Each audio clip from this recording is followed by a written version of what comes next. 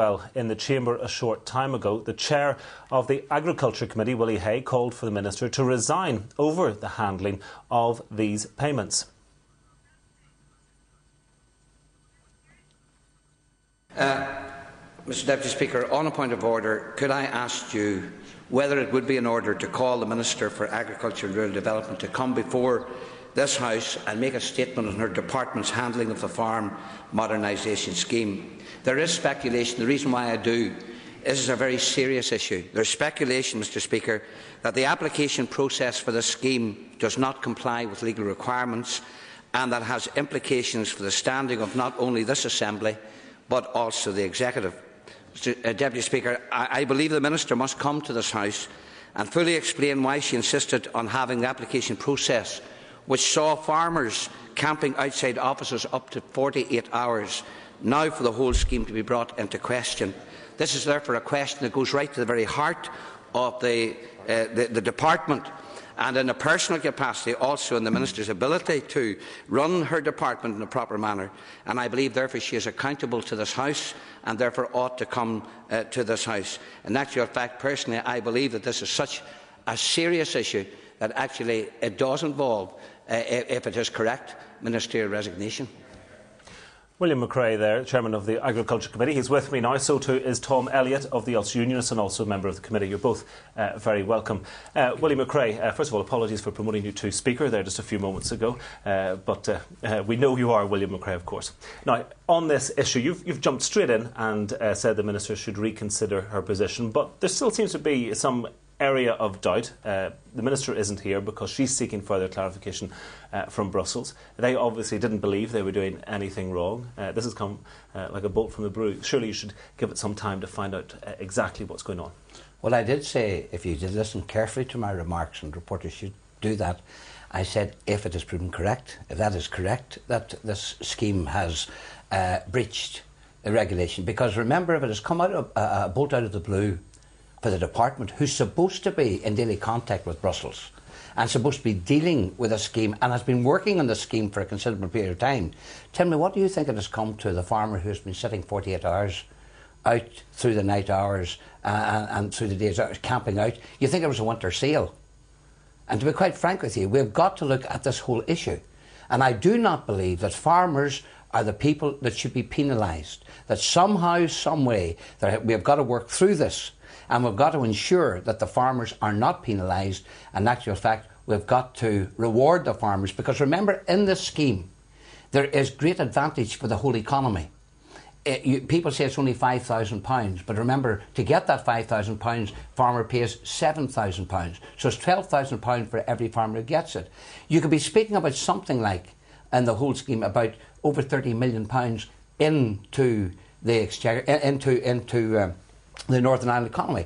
In my opinion, that's good, but you know, it's a bit late for farmers to be bolted with such an alarming statement from Brussels. Well, Tom Elliot, you heard what Michael Mann said there. If that does prove to be his considered analysis of what's gone wrong here, how serious a situation is this for the Minister of the Department? Well, it's absolutely devastating for the entire community, and most especially the farmer. The farmer is going to be the person who will suffer most out of this if that is correct. Now, we need to sit back and look at two things. One is what has happened in the past. I think we need to be absolutely sure what advice the Department sought and what advice the Department got from the European Union. That is critical in this.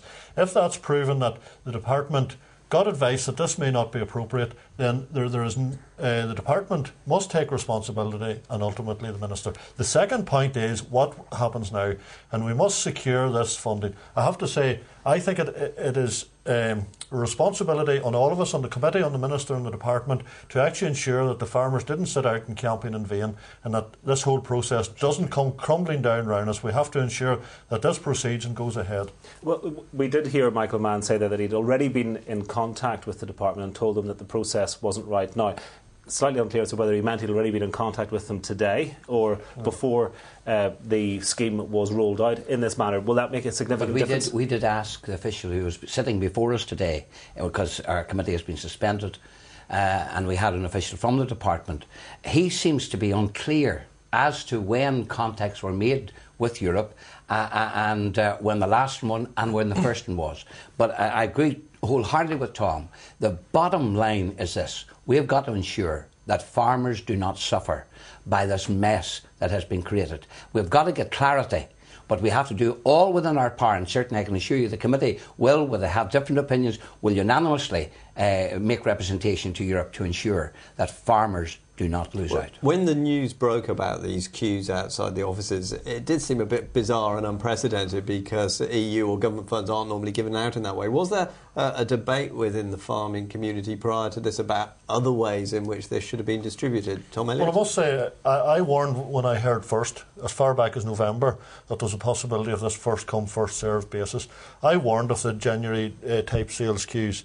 And I have to say, I implored upon the department to look for some other way around that. Now, they said the only other way was a competition basis, which is quite often difficult. And to be fair, they tried to make this application as simplified as possible. They succeeded in that. But if they were doing it against EU rules, then I have to say it was all in vain. And I must say that the easier way would have been, while we don't like it either, is some sort of draw whereby at least there is not the pressure of standing in a queue for 2 days long. But there was a responsibility on the department to come up with a system, and they've been at it long enough. The scheme has been in place for almost 2 years now, or the proposals for the scheme. They've had almost 2 years to develop a system that could work. And I have to say, if this is what they've come up with, and it's actually wrong now, somebody must take responsibility for that. But there's a difference in the natural fact of how the scheme has been run and what we're now told it is not legal. And if that is, so that's worse. There were suggestions, for example, there should have been a lottery. Personally, I do not believe that that is the way you hand out funds to the community as regards farming community. The other was competition, and the third was this. I do believe it is correct to say, however, that the department did speak to the farmers' unions on this matter, and nobody could come up with a better solution. I think that now we're going to have to look at the situation. Is there a better solution? And collective wisdom come up on that. But the committee did warn, and Tom was right, the committee did warn the department about what would happen if they would go down this pathway. Is this the first time that this particular method has been used for handing out departmental grants?